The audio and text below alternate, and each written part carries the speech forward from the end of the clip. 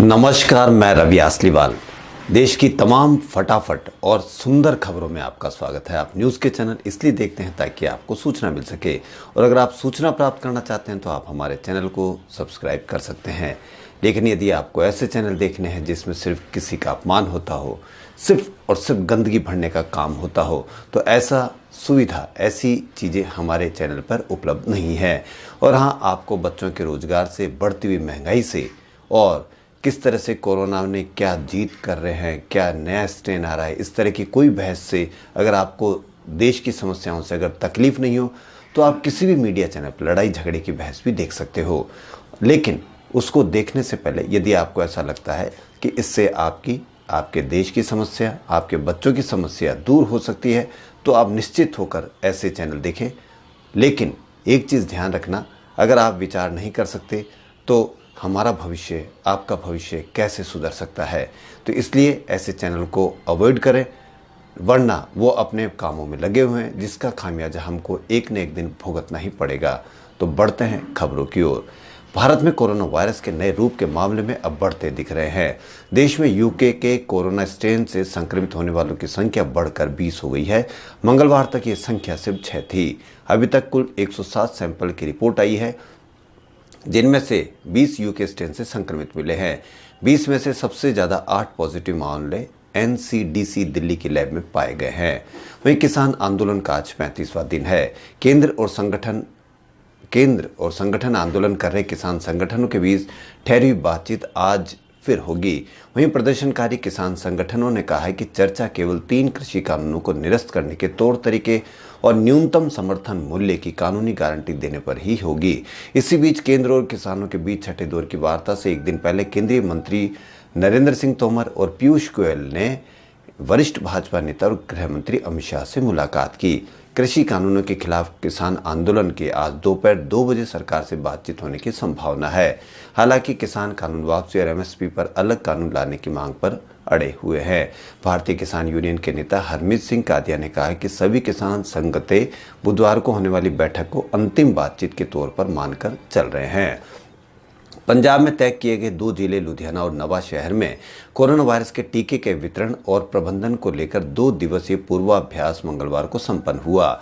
अधिकारियों ने बताया कि टीकाकरण व्यवस्था और स्वास्थ्य प्रणाली की जांच के मकसद से यह पूर्वाभ्यास किया गया था।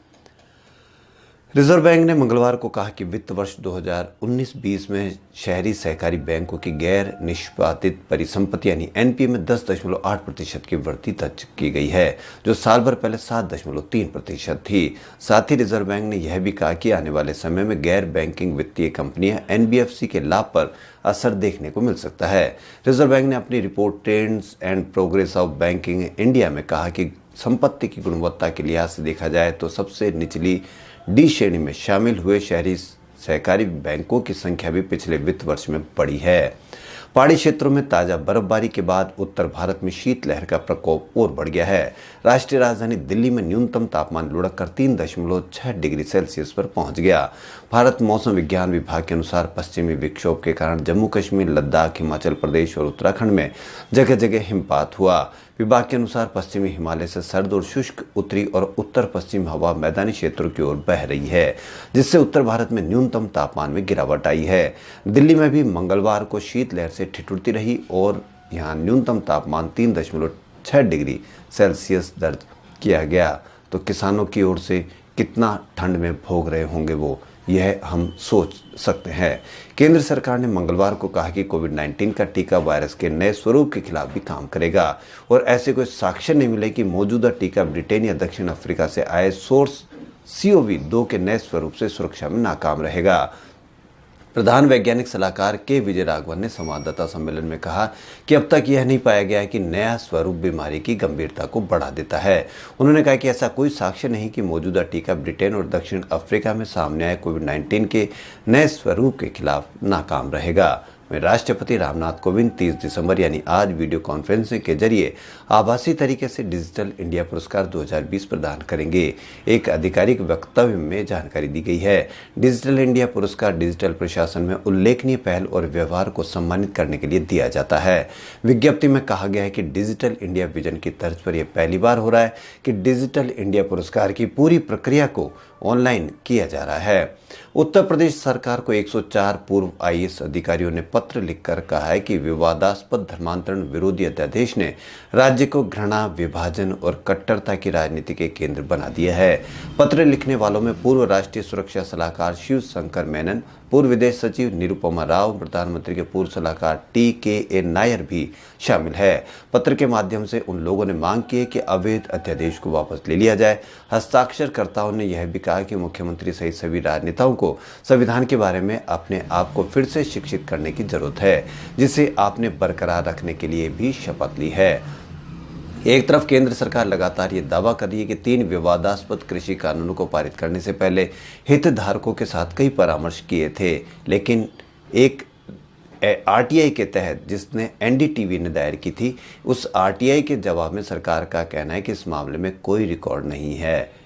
बताते चले कि नरेंद्र मोदी सरकार के द्वारा कृषि कानूनों को पारित करवाने से पहले परामर्श नहीं लेने का आरोप लगाते हुए लगातार विपक्ष और किसान संगठन आलोचना कर रहे हैं।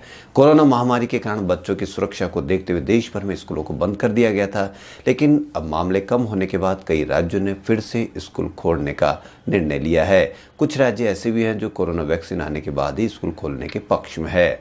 सिख संगठन अखिल भारतीय शिरोमणि सिंह सभा ने सुप्रीम कोर्ट में याचिका दायर कर सार्वजनिक छुट्टियों को घोषित करने की नीति का एक समान और गैर मनमाने तरीके से कार्यान्वयन की मांग की है। याचिका में कहा गया है कि राजनीतिक दलों द्वारा अपने हित और फायदों के लिए इस नीति का इस्तेमाल नहीं किया जाना चाहिए। कोरोना वायरस अब तक देश में करोड़ से भी ज्यादा लोगों को अपनी चपेट में ले चुका है। इन संक्रमितों की संख्या अगर आयु और स्थिति देखें तो सबसे ज्यादा 51% संक्रमित मरीज युवा पुरुष हैं, जिनमें कोरोना से मृत्यु दर 11% दर्ज की गई है।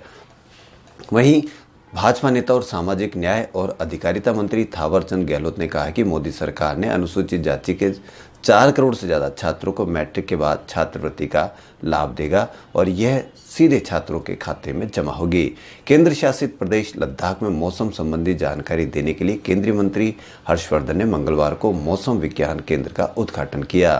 स्वास्थ्य और पृथ्वी विज्ञान मंत्री हर्षवर्धन ने कहा कि इससे मौसम की स्थानीय जानकारी मिलने के साथ साथ पूरे क्षेत्र में समय से मिलने वाली चेतावनी प्रणाली को मजबूती मिलेगी।